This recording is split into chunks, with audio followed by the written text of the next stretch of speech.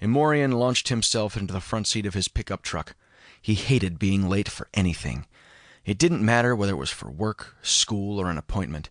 Ever since childhood, his mother had told him that being tardy was disrespectful, and Imorean often prided himself on his ability to be polite and courteous. Another reason Imorean tried his best not to be late was because of his white hair. It was much easier for people to forget a brown-haired person walking into an event late than it was for them to forget a prematurely white-haired person.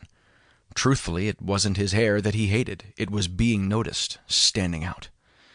Come on, he pleaded, turning the key in his truck's ignition. The engine sputtered and turned over, refusing to start.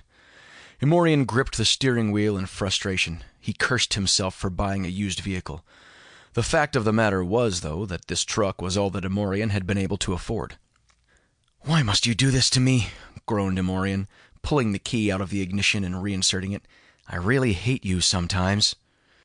Imorean took a deep breath, rested his foot on the brake, and turned the key. He whooped in gratitude as, after some deliberation, the truck's engine grudgingly started.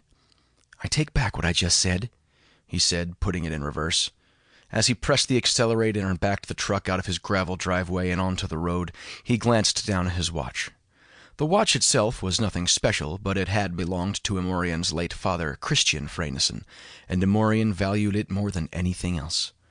"Oh, great," Imorean murmured, frustrated. If he didn't hurry, he would definitely be late for school. Today of all days.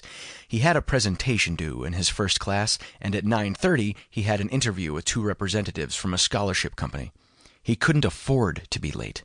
Quickly, Imorean glanced in his rearview mirror. There were rarely speed traps on this road. With that in mind, Imorean stamped on the accelerator. "I'm surprised that junk heap is still going," said a voice as Imorean grabbed his backpack off the back seat. His truck was parked crookedly in the last space he could find, but then again, many of the other cars in the student parking lot were also skewed. A majority of the other high school students were in their first years of driving and were still random with their parking effort. "Thanks, Roxanne. I know it needs to be held together with duct tape, but you don't have to rub it in," replied Imorean dryly, slamming the truck's door and turning toward the speaker. Leaning on the back of an old pale blue car was his best friend, Roxanne Dare, better known as Roxy. They had been friends with each other since they were both small children. Roxy was naturally dark-haired and typically wore it loose around her shoulders. She constantly dyed her hair different colors, and because of it, reminded Imorean of a parrot. She enjoyed showing her individualism by dyeing her hair, but something about it also helped Imorean feel less alone for having an unusual hair color.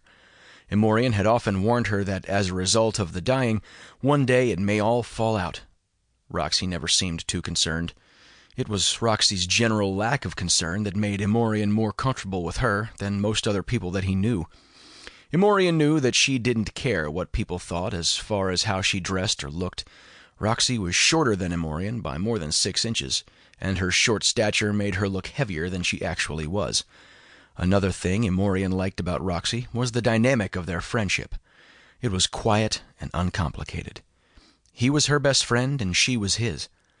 "I just thought I'd point out the obvious," she shrugged, tossing this week's hair, black tipped with pale brown, over her shoulder.